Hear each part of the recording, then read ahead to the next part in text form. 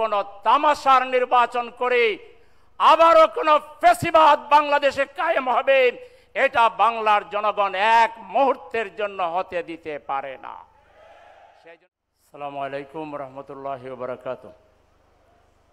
আজকের এই জাতীয় সেমিনারের মাননীয় সভাপতি, মঞ্চ উপবিষ্ট বাংলাদেশ জামাত ইসলামীর সম্মানিত কেন্দ্রীয় নেতৃবৃন্দ, জাতীয় নেতৃবৃন্দ, সাংবাদিক বন্ধুগণ এবং আজকের সংগ্রামে উপস্থিতি।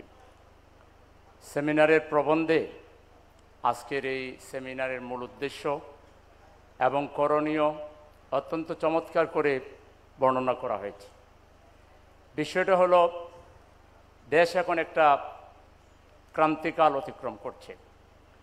বিশেষ বিশেষ সময়ে রাজনৈতিক দলগুলোর দূরদর্শিতা প্রজ্ঞার উপরে দেশের স্থিতিশীলতা এবং ভবিষ্যৎ নির্ভর করে।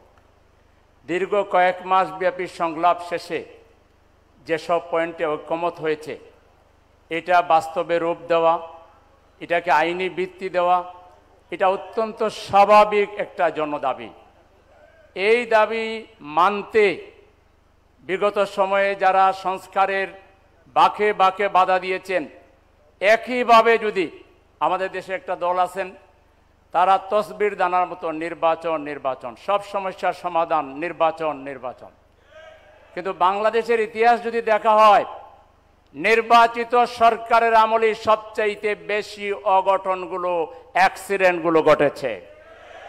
এই বিগত এক বছরে যতগুলো রাজনৈতিক এবং বিভিন্ন আন্দোলন অত্যন্ত কৌশলে বুদ্ধিমত্তার সহিত মোকাবেলা করা হয়েছে, যে দলটি ক্ষমতায় যাওয়ার জন্য পাগল হয়ে গিয়েছেন, তারা থাকলে এটা এভাবে করতে পারতেন না। নির্বাচন সুষ্ঠু হলে ক্ষমতায় আসতে পারবেন না মনে করেই নির্বাচন যেন তেনভাবে করে ক্ষমতায় আসার দুঃস্বপ্ন দেখছেন। বাংলাদেশের জনগণ এটা কখনোই মেনে নেবে না।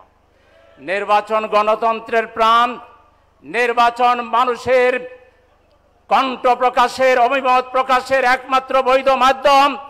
বাংলাদেশ জামাত ইসলামী সর্বদাই নির্বাচনের পক্ষে, কিন্তু কোন তামাশার নির্বাচন করে আবারও কোন ফ্যাসিবাদ বাংলাদেশে কায়েম হবে, এটা বাংলার জনগণ এক মুহূর্তের জন্য হতে দিতে পারে না।